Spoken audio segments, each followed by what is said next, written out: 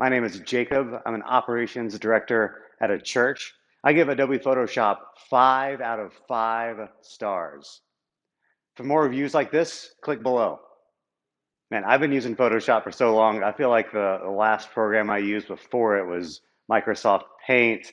There was Paint Plus, some other spin-offs. But for the longest time, Photoshop has been the gold standard.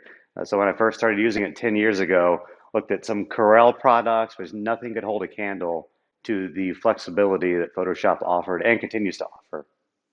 I chose Photoshop because it is the most powerful image editing software that's available at any sort of price point accessible to my industry. It is the professional status quo app.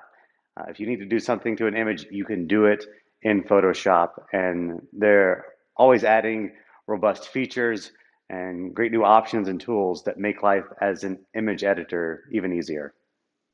Getting started with Photoshop from having no experience with it, there was a steep learning curve. Photoshop is an advanced program, and there's no way around that. There's going to be a learning curve when it comes to you figuring out how to navigate the app.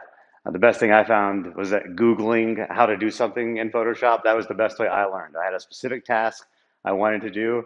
I would Google how to add a new layer in Photoshop and look at those results, and that would tell me what I needed to know, then repeat that for 10 years.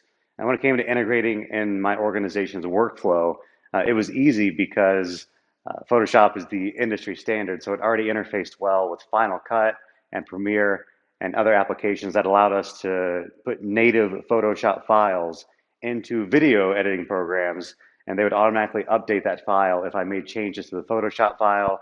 So that has versatile integration capabilities. For someone considering using Photoshop in this day and age, I would encourage you look at some of the other alternatives.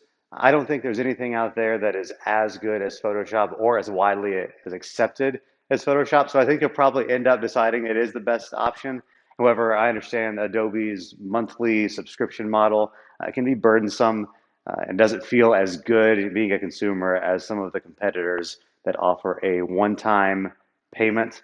So I'd say look at all your options, but I think for better or worse, you're going to land on Photoshop just because it's so widely used and it's so compatible with the rest of the graphic and visual design industry.